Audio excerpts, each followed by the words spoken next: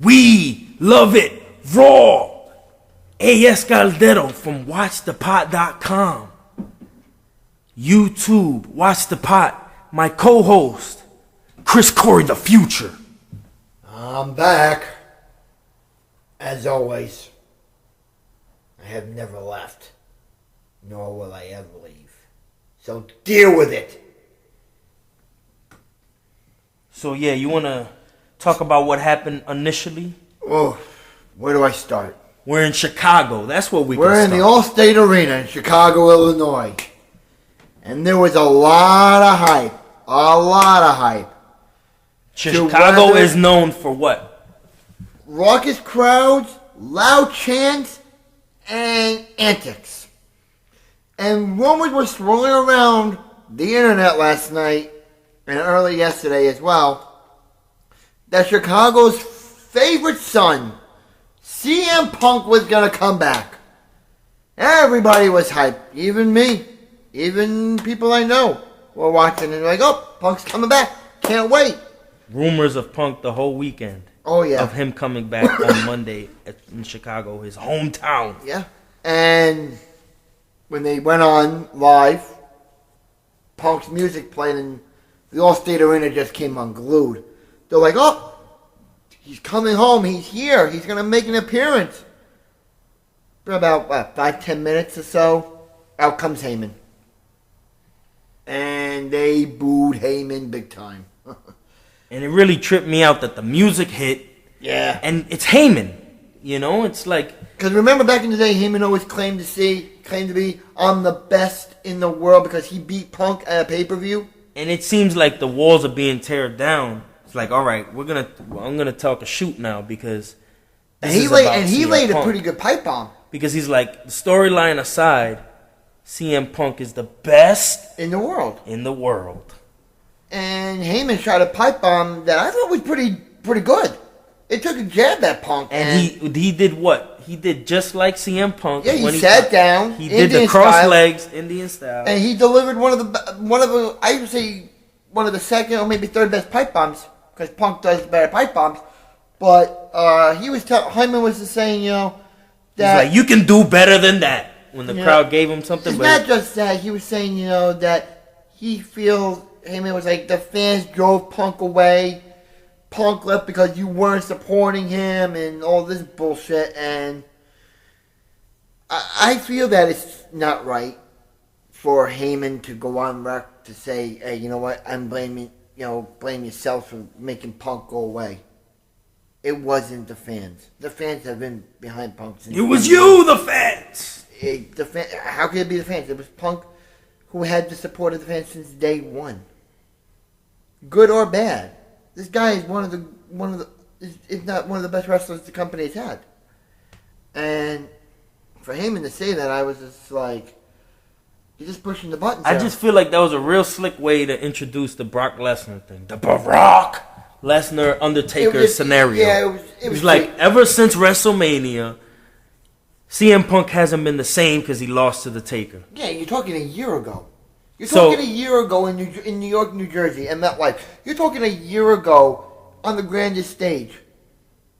Yes, I can understand. So that's why it was kind of like real talk in the beginning, and then at the end he switched it to Brock Lesnar's advantage for storyline purposes. Because he wanted to try to drain the crowd out from the CM Punk chants that were going on. Yeah. And exactly. It didn't work. It really didn't work. Brock Lesnar came out for the first... I don't know. I don't really know about Brock Lesnar years, but until now. But he came out and said it like... Try to say like Paul Heyman. He was like, yeah. I'm Brock Lesnar! And he was like, you know... I'm the legitimate threat to The Undertaker that can beat the streak. You know, all your other failures, like... he's boring. Like Triple H and Shawn Michaels. Brock Lesnar is a horrible talker. And saying, you know, I'm going to be the one that overcomes all odds and be like, I'm going to beat the streak. No, not happening. Because there's nobody on earth I think can beat that streak. I think nobody will. No. You might see someone be a real big threat to it, but not they may destroy him during the match, but there's no way that Undertaker's going to actually lose. No, because it's up to him whether or not he wants to lose. It's up to him. No, I don't think Vince will allow it. No, that's his franchise. All he has to do is just tell Vince, and Vince will be like, "Listen, I'll make you either win or I'll make you lose. Whenever it's time for him to call it quits, you'll just tell Vince, listen, it's my time. I want to call it quits. It's up to you what you want to do with the streak. You want to continue it? You want to end it? Either way, I'm just going to go out, you know." But with that said, as Heyman and Lesnar were leaving, who should come out? No. Not CM Punk if you're thinking that. No. I wish. It was Mark Henry. From a few weeks back. Sexual chocolate. Not that. But from a few weeks back, Henry came out and had an altercation with Lesnar, and Lesnar, quote-unquote, broke his arm. And he was in a sling, yada, yada, yada. And last night, Mark Henry came out to get, I would say, a little bit of injury. That failed epically. And he got squashed. I mean, he got Lesnar. He dazed up Lesnar, but Lesnar F5'd him through the announce table. And you told First, he took the stairs from the corner of the ringside and knocked him with it, and then threw it in the ring. Yeah, but the main part of it, you got to look at it this way, was he F5'd a 440-pound man. That was great. Into the announce table. That was great. When do you see someone do that? You don't. No. Lesnar's got only the beast incarnate. But Lesnar's got the strength, yes. But can that strength be put to the test when you're facing the Phenom at WrestleMania? It's going to be tough. I hope that. Let's not even get into that match, but it's gonna be great. It's gonna be tough because I want Undertaker to win, but I want him to also get destroyed during the match. Like he always will. You know, he got destroyed when he fought Hunter. He got destroyed when he fought Punk. He got really destroyed when he fought Shawn Michaels. You have to admit to that. He's gonna get destroyed. That just makes it more compelling when he wins. He's gonna get destroyed when he faces Lesnar in another month in New Orleans. But we all know who's going to win. It's going to be The Undertaker. And it's going to be something. I would love to see The Undertaker win, but it's going to be tough for him, but he'll overcome it. He will overcome it. And with that, we're going to go on to tag team action for the tag team titles. It was the Usos versus the Outlaws. And I'm going to let you take that one. We don't have V. Ness here to do the drum roll, but you are missed this week. Chris Corey will do the drum roll here for me. For the tag team titles, the WWE Copper Champions, the New Age Outlaws, the 6-time tag team champions, versus the New Bloods, the Usos. And the Outlaws coming out wearing some WrestleMania shirts. Yeah, the jerseys. Wearing the jerseys, like, okay, pretty cocky about going to WrestleMania. Yeah, they're trying to advertise WrestleMania. But with the Copper Championships coming out, I honestly think that the match was a so-so match. I've seen better from both of them. And honestly, last week's match was better, in my opinion. Same exact match. But surprisingly, this week it was for the titles. And I was thinking, since last week they won without the titles, they're just going to do it at Mania and drop it. So surprisingly for me, they won the titles pretty much the same way they won last week, but without the suck it in the air. But I was surprised that they put the titles on the line on Raw. Yeah, so was I.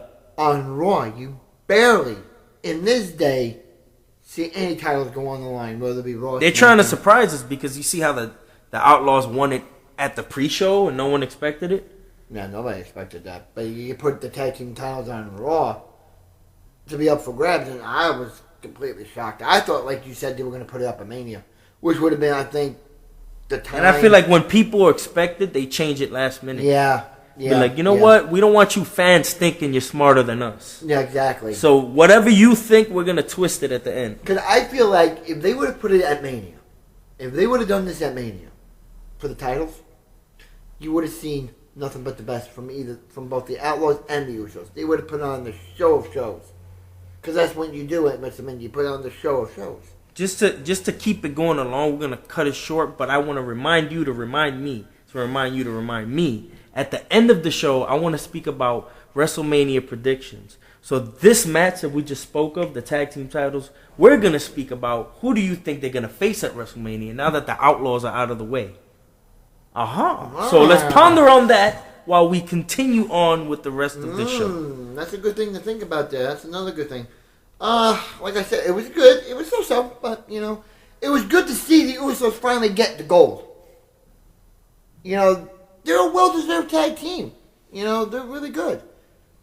And I tell you, I see a promising future for the Usos in the tag team division. Even though they said the tag team division is explosive, but who's really out there to pose a threat to the Usos and their gold? And that will be discussed later. I'm going to put it on hold for a second here. What I was thinking of doing, as we talk about, our shows, our matches on Raw tonight, during the show today, what I'm going to do later on Facebook, right, for you fans out there, I'm going to do it a little something different here. While we're doing this show, later on tonight or tomorrow, I'm going to put questions up on Facebook. And I want you, the fans of wrestling, to go and vote on the questions that I post on Facebook. I'm just putting this out there. I'm going to add it up a little bit better. I'm going to put a poll. And we'll answer them next week on the show, the following week. Yeah, I'll get the results. If anybody answers them, I'll get the results, and we'll announce it next week on our show. It's adding new flavor to the show. Yeah, and we want everybody's input. Yeah, our input, your input is every bit welcome. But with that said, I'm sorry for... No, that was actually really cool. Unexpected, but welcomed. That's a good idea. Yeah, it's going to add to the popularity of the show. But with that said, we'll talk about that later. We're going to go to the next match. We're going to go to Big E versus Cesaro. And we're just going to speak on both of the matches. On both of the matches, because he fought Swagger later on in the show as well. But you want to know something? We're going to cut that short. What match? It was pretty much to show the tension between and the there real was Americans. A lot of tension. Did you see Cesaro's face?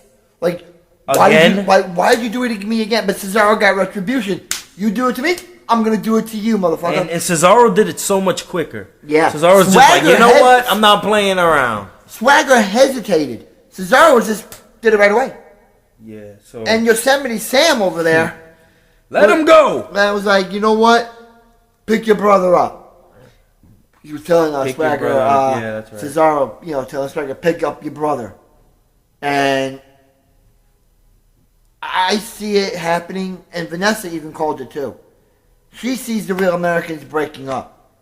And it's going to happen right before WrestleMania. How much you want to bet you're going to see Cesaro versus Swagger WrestleMania? I like that. That would be cool. I agree. Because Cesaro is promising. Swagger is washed up now. Were any of those matches for the title? For the Intercontinental title? No. So it was just for storyline purposes. It was just for show. It was just for the tension of the Real Americans. Yeah. All right, I'm going to move on to the rematch of the Wyatts. The epic Wyatt brothers versus probably the greatest faction in the modern era. Today, the Shield. Armageddon Part 2. Armageddon Part 2, as they said on Raw. Yeah, it was a rematch from last weekend. I will be honest as well.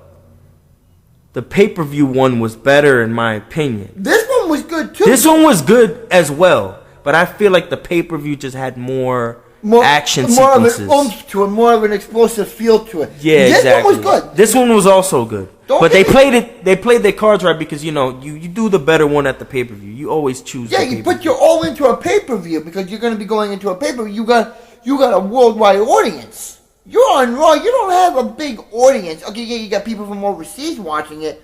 But you don't have, you have not a big audience, depending on your time zone and all that. But this was a good match. Right off the bat, you see Seth Rollins stepping up his game.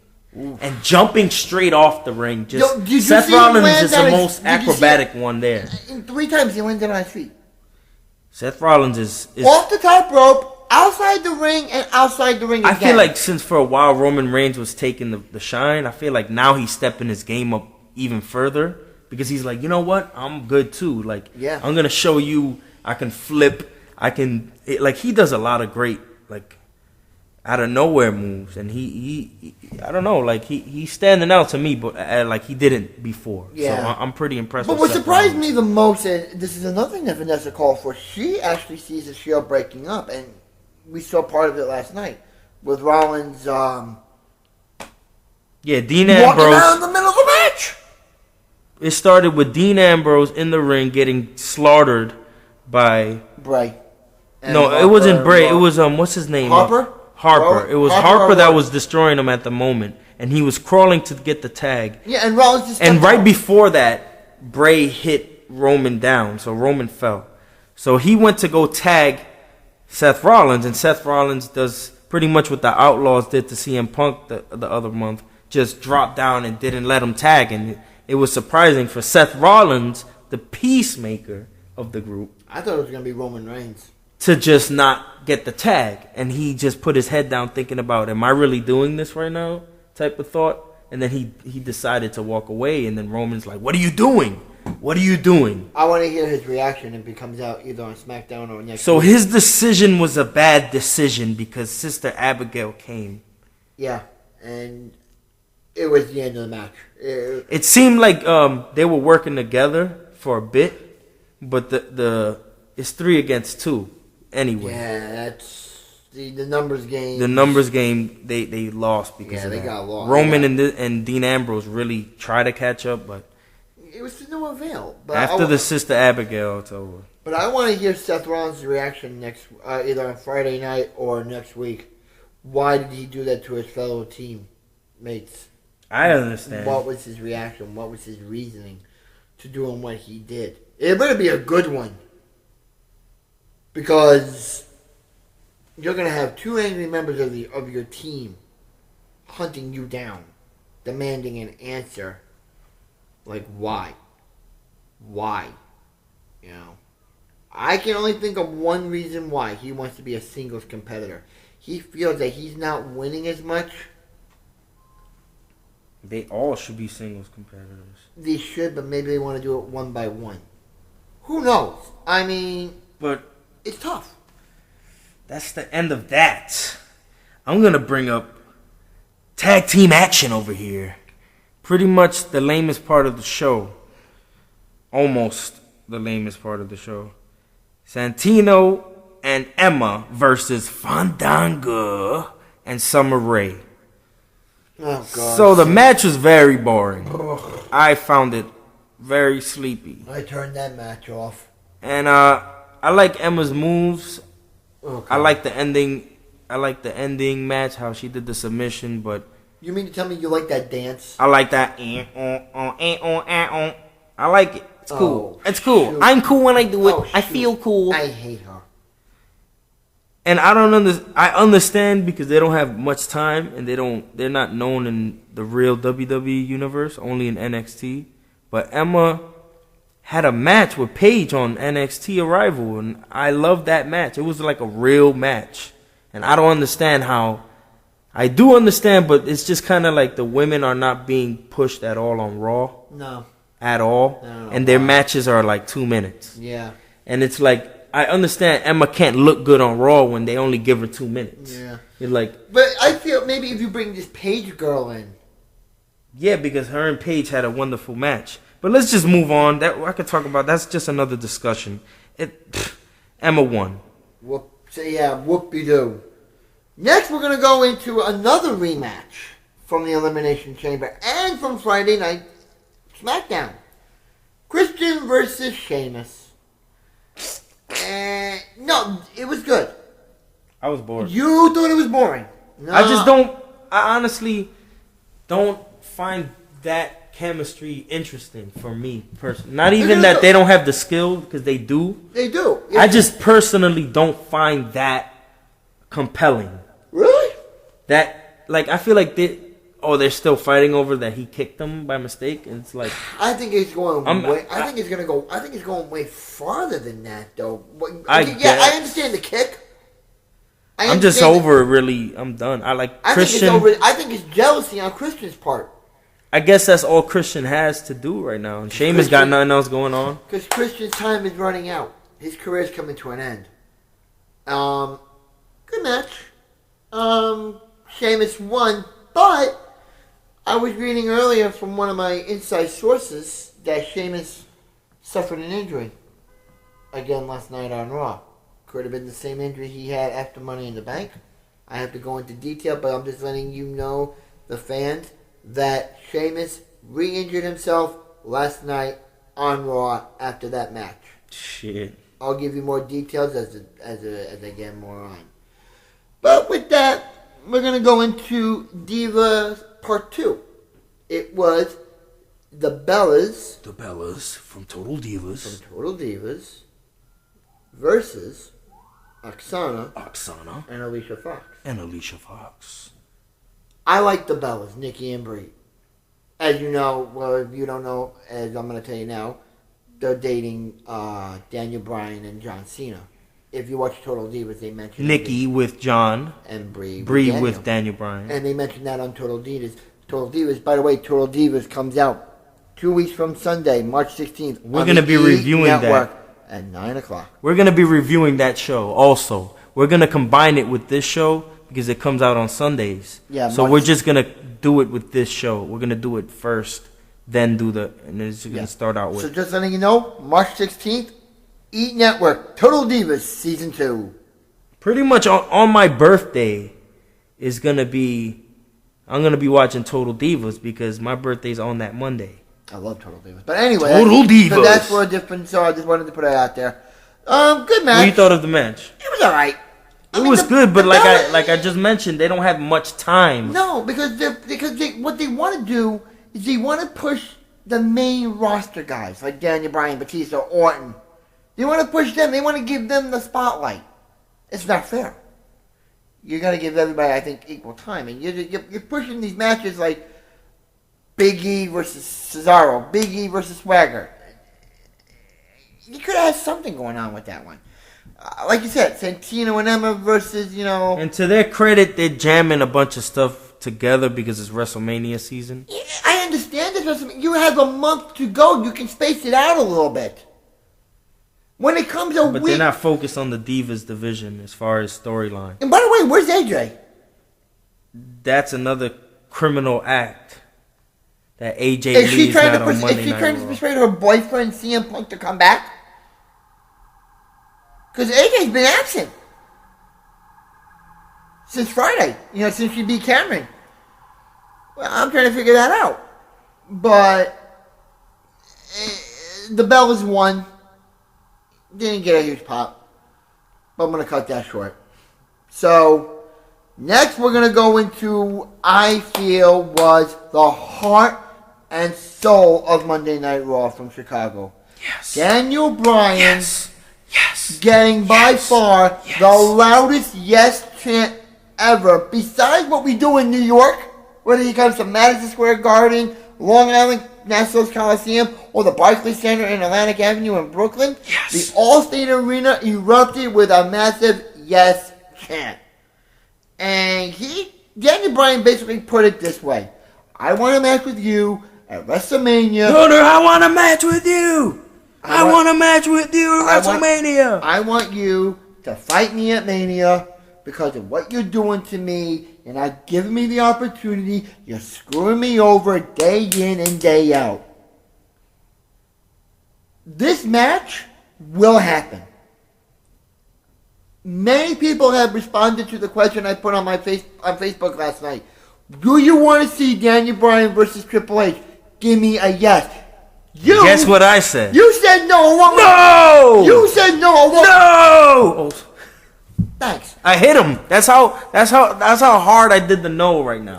This is real here. You put no, and my friend John Dory has said no as well. You two are gotta be out of your fucking mind. That match would be good. I've lost it. It'd be an all-out brawl. It'll be a great match, and I don't disagree with that. It's in the making since SummerSlam. It's in the making. Since SummerSlam, it's been in the making. So let's talk about Triple H coming out the King of Kings. With Stephanie McMahon. With Stephanie McMahon looking good, by the way. In my opinion, y'all. And Hunter was like, you're living in a fantasy world. I don't lace my boots up for a B+ player. I like how he says, listen, little guy. And he was so funny how he just went down. He was like, he kneeled over do real you low. see me, little man? I don't want to fight you at WrestleMania. Come on, little guy. Come on. And he kind of like his level. He's like, I don't want to fight you at WrestleMania. And Daniel Bryan wasn't going to have any of that. He was just like, I just want to fight you. I want to kick your ass. Daniel Bryan got the Napoleon complex. He wants to prove himself and go harder than anybody because he's small, and he's discriminated because he's small. So he feels that he has to go farther and harder. He has to overcompensate and everything else and do a harder job than everyone else because he lacks the height and the strength that everyone else has. So what? But look what he's become in the WWE. I was reading online that Daniel Bryan's popularity is of a Stone Cold Steve Austin. That's debatable. No, that's what I read. That his popularity is of a Stone Cold Steve Austin. You have not seen a popularity this huge since Austin. You Stone Cold fans out there probably hate Chris Corey the Future right now if you heard what he just said. Because I mentioned what I'm reading when I'm reading online from my sources saying that the popularity of Daniel Bryan is that of a Stone Cold Steve Austin, and then you haven't seen this since the Austin days? Am I right or am I right? I cannot tell you that. I don't know enough to know that. But let's talk about what happened at Raw instead of continuing on the spiral. Triple H pretty much puts him down like, you're not worth what I'm worth. WrestleMania this, WrestleMania that. The land of immortals and all this shit. And he said pretty much sends Kane out to take care of the rest. And then Daniel Bryan kicks his ass. And that's pretty much... Stephanie's demanding security to come out. That's pretty much what sets up tomorrow's match for the next day's match for Main Event Live. Which is tonight on WWE Network. We're recording on a Tuesday, so yeah, tonight I'm going to watch that. I'm not reviewing that, but, you know, I'll let you know next week how it went. But besides that, I'm going to introduce a car pulling up ringside with Dolph Ziggler in the car. And guess who is driving him? No. The breaking out star from Breaking Bad, and also the new star of the Fast and the Furious Need for Speed. Fast and the Furious ripoff, Need for Speed. It's not a / a video game reincarnation. It's not a ripoff. But it's kind of like, whatever. This is Aaron Paul from Breaking Bad. That's how I see it. He comes out with the car, and it's whatever. I guess it's cool for him to be in that show. And he distracts Alberto Del Rio to lose the match. Yippity-doo-dah. Aaron Paul feels cool. Moving on. So John Cena comes out to confront the Wyatts, and as usual, the Wyatts make John Cena look like he doesn't know how to speak, and then it's pretty much setting up Bray Wyatt versus John Cena. I'm moving on with that as well. That's an already lock at WrestleMania. One of my sources have already confirmed it, that the match at Mania is going to go down, Cena versus Bray Wyatt. And now, the main event, the heart and soul of Raw continued. Daniel Bryan and the people of the Yes Movement. In the People's Ring, as Daniel Bryan called it. And that must not have sat well with The Rock. I'll tell you that. He fought the number one contender for the title, the Animal, Batista. You notice I'm not calling him Batista, I'm calling him Batista. You can hate me all you want, fans, but Batista is a piece of shit. The Yes Movement is probably the stupidest thing I've ever heard of. That's what quoted from Batista. No. All he does is a stupid little gimmick deal with it, deal with it, deal with it, blah, blah, blah. I don't give a fuck. I can even kick the shit out of Batista. I fucking jerk off. But anyway, Daniel Bryan Batista. Wow. I couldn't even, words can't even explain. This was epic. First time ever it's happened between them two and on Raw. And it was a good match. But as the match went on, Triple H and Kane, of course, with Stephanie, came down to the ring. And in case you didn't notice it, Orton was out there too. And Orton was sitting there by the announce table. And Batista threw Daniel Bryan into Orton, which prompted Orton to get up, attack both Bryan and Batista for a no contest. And I like how you just ran through the match, but I agree with it because it was such a bullshit match. Because Batista if you make Daniel Bryan look horrible, that shows how horrible you are. Exactly. Because Daniel Bryan is such a star and such an asset in the ring that if you don't look good with Daniel Bryan, you might as well hang up your coat right now, Batista, because you look like you're still out of breath. Get on the treadmill. You're in professional wrestling. If I want to be fat, I can be fat. I'm not a professional wrestler that gets paid to look good or look like he knows what he's doing on stage. And that's why Batista's leaving, because he signed a deal with Marvel. He's leaving after SummerSlam, I understand. They mentioned that on Raw, that he signed a deal with Marvel to go film Guardians of the Galaxy, I believe it is. No, it's filmed already, but he's going to go promote it that summer. Because the movie's coming out in the summer. So he'll probably win the title at Mania. And lose it in SummerSlam. Which And sounds good. And what no other person to lose it to than Daniel Bryan. I think that if they don't give that to us at Mania, it better happen at SummerSlam. And it has to be such a bigger, I guess, if it doesn't happen after SummerSlam, honestly, it's not going to ever happen. It's not going to happen. And if it does happen, it's not going to be done the right way. They got to give that title to Daniel Bryan, because that match was sloppy and boring. And in the end, Kane came in with Hunter, and he wanted to choke some of the Hunter, held him back. Then, he got laid out with a Batista bomb. And then Triple H grabbed the mic, and he was like, I'm sick and tired of your little fantasy crap. And Bryan gave him a nice swift kick to the head. Yeah. And which led to Hunter giving him the pedigree. And that's how Raw ended. With Hunter, Kane, and Stephanie standing over Daniel Bryan, your precious yes man is laid out on the floor by the epic, in my opinion, the best heel of all time. Oh, yeah. Triple H. And then you see Stephanie go like, yes, yes, yes. And Stephanie is learn from the best, because she's such a bitch. And she learned from Triple H how to really get in your stomach. And Vince and her father. And Vince also. And her father. So them three together, Vince, Triple H, and Stephanie, they have such a assholeness to them. Yes. That it kind of makes it like they love that role. And Kane, he's just there. Kane's not fit to be part of that stable. He's more fit to be a professional wrestler. And I think he's going to become a professional wrestler back after WrestleMania. I see it coming. That was the end of We Love It Raw.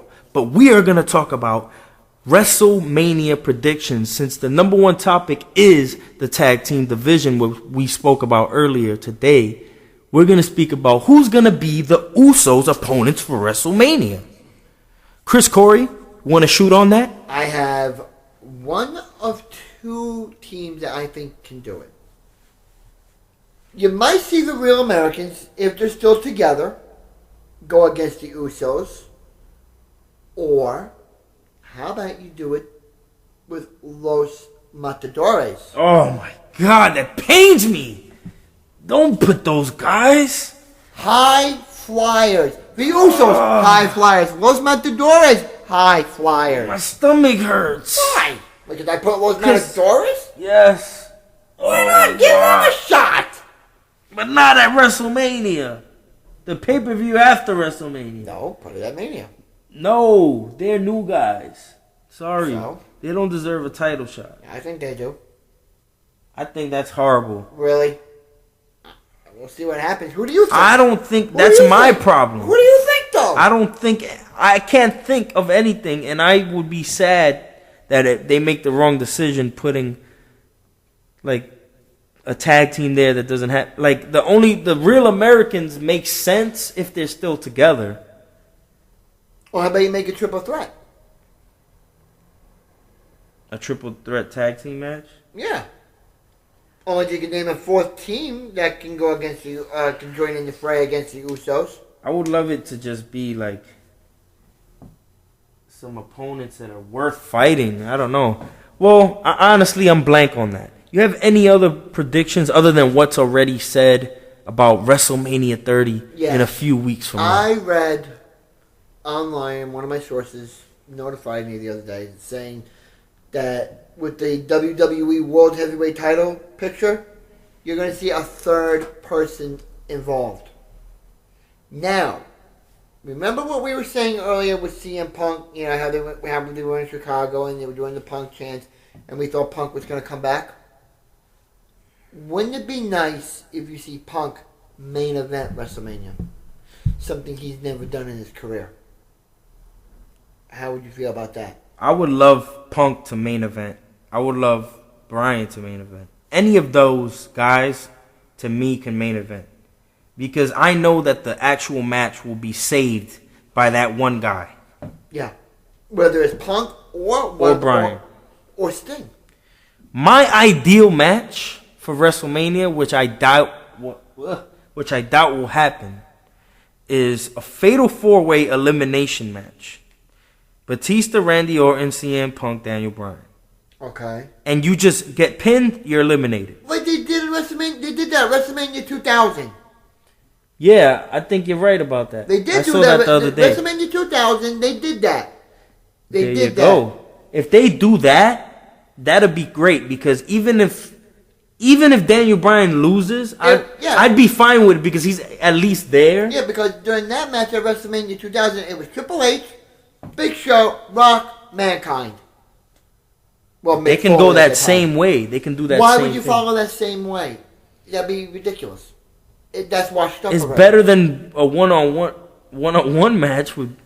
All right? You know what the thing is? When you look at it like that, you have to understand whatever is broke. I feel like something is broken, and they have to find a way to fix it.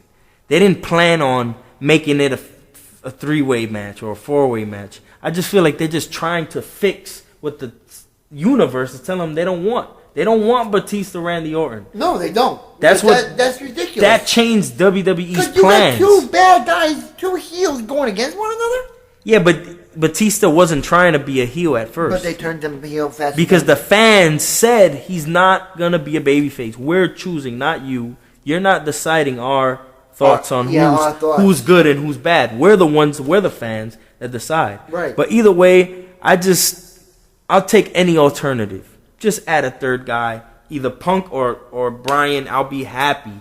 No complaints from me. I have a feeling if it's not Punk, if it's not Daniel Bryan, I'm going with Sting. I don't know. I don't see Sting fighting. I've read enough about Sting coming back that he's not gonna. I think that if he does have one match, it's gonna build up to next year's WrestleMania. With the Undertaker, maybe? That's what I feel that he's gonna do because I heard he's gonna take over Brad Maddox as general manager of Raw, God. And then that's gonna maybe build with tension with Taker for a year. You know, like build it up after. Yeah, exactly. Like build it up. Start building it up in January of 2015 for the Royal because this Rumble. is the last year that Undertaker could actually fight someone as athletic as Brock Lesnar. Yeah, even though Taker didn't want to fight Brock Lesnar, he wanted to go against Daniel Bryan, but WWE said no. We got other plans for Daniel. Maybe next year. That'll be interesting, though. If you fight Daniel Bryan, because like Undertaker mentioned, he wants to go against someone less physical. Because don't forget, Undertaker's up there in age. Yeah, and that way he can show his in-ring skills, not just his brute skills. Okay, he went up with a couple of old guys in Hunter and Shawn Michaels from past WrestleManias. He held his own, the Dead Man, with those guys. Yes. when he fought Punk, he held his own.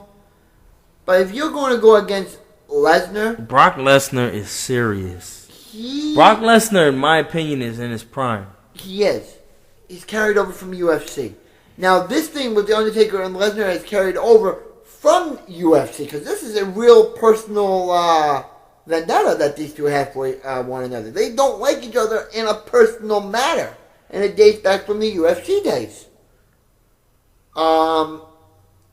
It's going to be compelling because can The Undertaker survive with a physical athlete like Lesnar? I say yes, but this match is going to take a whole lot of that. It's going to drain Undertaker so much. It's going to drain him so much because, like you mentioned, he's never went against somebody of this caliber, of this physicality. This late in his career.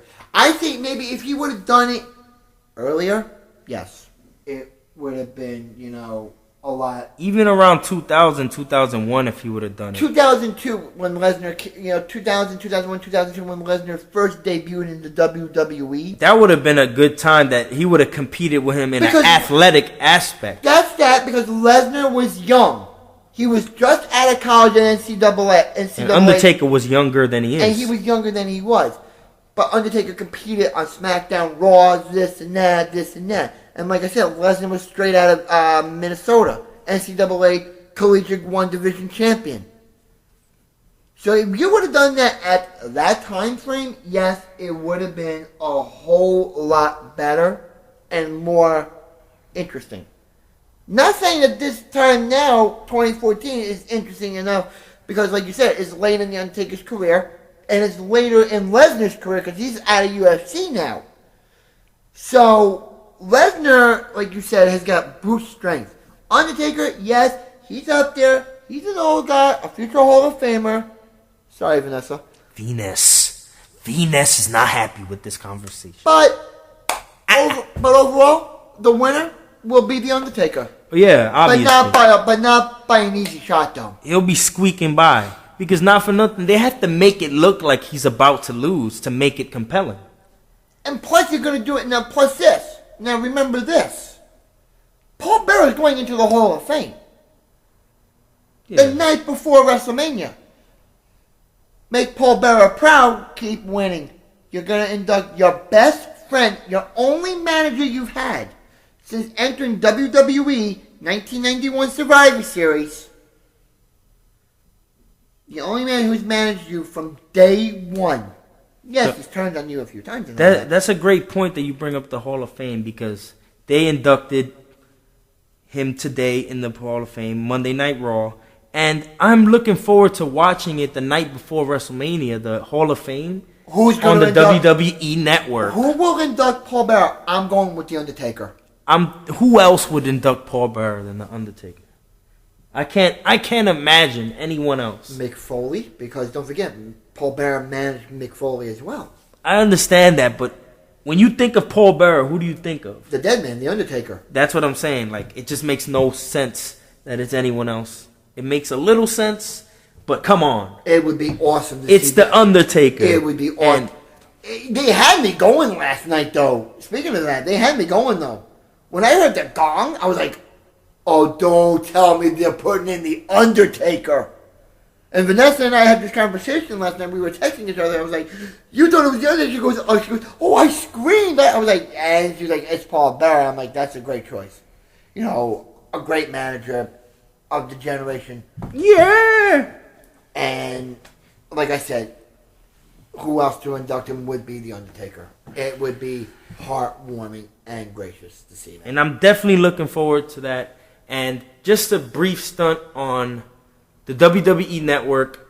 Just briefly. Don't go on for days, Chris. What have you enjoyed from the WWE Network so far in the last week? Watching some of those, watching the Countdown show. Yeah, the catchphrases. The catchphrases. That was interesting. And reliving a couple of old Raw and SmackDowns. I just watched last night during the commercial breaks of Raw 1000. Nice. And I watched an old SmackDown episode.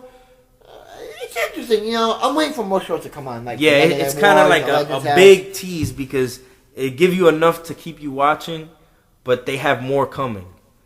And tonight, Tuesday, as we speak, they're going to premiere the second episode of WWE Countdown. Yes. Coolest entrances. That's going to be cool. And if Triple H is not there, I swear I'm breaking this mic. Oh, he'll be on there. I'm breaking the mic that we're using right here. I'm breaking the shit. He'll be on there. He better be. And you know what the number... This shit is bullshit. I'm going with my prediction for the number one coolest entrance of all time. Stone Cold Steve Austin. I don't agree with that. But that's another discussion. I think it's cool, but I feel like this. Him overall, he's probably the coolest. Just him. But I'm saying just entrances. If we're just focusing on just entrances, I don't think neither him or The Rock have the coolest entrances. I think they have cool music. Yes. But I mean, like Undertaker's probably top 3 at least. Yeah, of course. You know what I'm saying? Like, that's a cool entrance. Daniel Bryan. I don't know. I guess because of the yes thing. Movement. Yes, the yes movement. But we're gonna find out. We're gonna find out, and we'll talk about it next week. We'll talk about it next week. And like Chris said, if you guys want to send us feedback and talk to him on Facebook, he's gonna send some questions out there, and he will answer them next week. Yeah, I'm just gonna put a couple of questions that I'm gonna say right now. Is that okay? Yeah, go ahead. One of the questions I'm gonna ask, who has the best saying? Like, who's the best at, best mic, who has the best mic skills? Best mic skills, best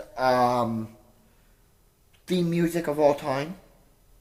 I'm gonna put that on there, and then I'm gonna go with who's your all-time favorite manager?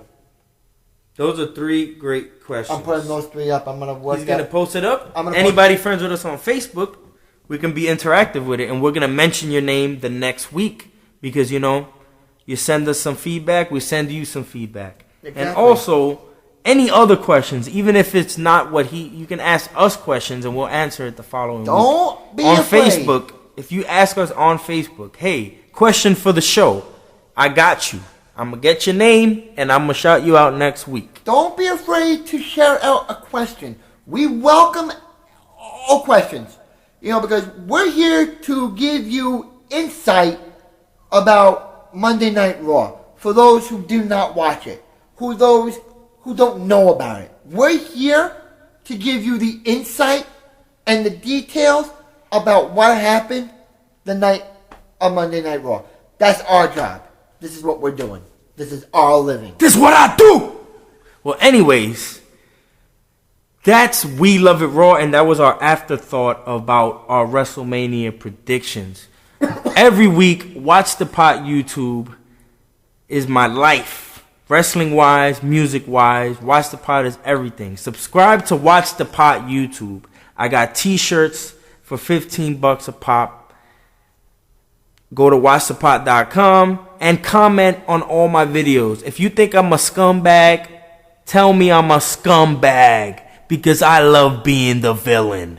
Chris Corey, do you want to sign off? Sign off. And just like that, ladies and gentlemen, we bid you a fond adieu. We look forward to your comments, your posts, anything that has to do with the show. Like I said, you want to talk about about wrestling, you want to talk about the show, hit us up, email us, Facebook us, Instagram us, whatever you need to know, we're here. You want to plug your Instagram? Oh, yes. You want to hit me up? Hit me up at CCorey2014. That's my Instagram. You want to hit me up on my Facebook, Chris Corey. That's my Facebook. My email, CoreyChristopher@yahoo.com. I'm not giving you my phone number because I don't want to be popped with phone calls in the middle of the freaking night or while I'm at work trying to make a living. You heard me. But anyway, time for my plug. Instagram, AS, at AS, is ASAYYES. And Facebook, you can find me at Santiago Alex. And you know what? My email, ascaldero@gmail.com. Any questions about anything? If you want t-shirts, if you want some feedback, if you want to start your own show about another topic, about Walking Dead, you want to talk about whatever, Hunger Games, whatever, watchthepod.com is open to the public. Not just my interests, but the interests of putting everyone's ideas in a pot. That's what Watch the Pod is about. Just to expand our horizons, trying to do a cooking show in a few months. So just stay tuned and like, comment, Chris Corey. You're doing a cooking co-host. show? Yeah, we're gonna do. It's gonna be called "It's Time to Eat." Are you serious? Yeah. When's that debuting? I have 2 people that agreed so far, so I'm Count me out of that. Count me out of that because I don't cook. It's just gonna be one-on-one with the chef. Maybe you'll get Bobby Flay to do it. But anyway, to close it out, ladies and gentlemen, this is our show. We Love the Raw every Tuesday at this time on YouTube.com/WatchThePot. Hit us up, Instagram us, Facebook us, email us, but don't call us. We won't answer your phone calls because we got lives. And for A.S. Caldero, I'm the future Christopher Corey. For the franchise, Jordan Marco, who's not here. And for Venus, Cruz. For Vanessa Cruz, we're signing off. Venus, by the way, we need you for WrestleMania 30 review. I don't know what you got to do, what stops you need to pull, what heist you need to do, what bank you need to rob. You need to be here for our WrestleMania 30 review. I don't care if you got to rob people, if you got to trip someone that has a wheelchair. No, look, you have to come. You're important to the show. We need you here. And signing off. And just like that, watchthepot.com, YouTube, watchthepot.com. For A.S. Caldero, I'm Chris Corey, the future. For Joe DeMarco, the franchise, and for Vanessa Cruz Venus, signing off. Keep it real, keep it raw. We'll see you next week.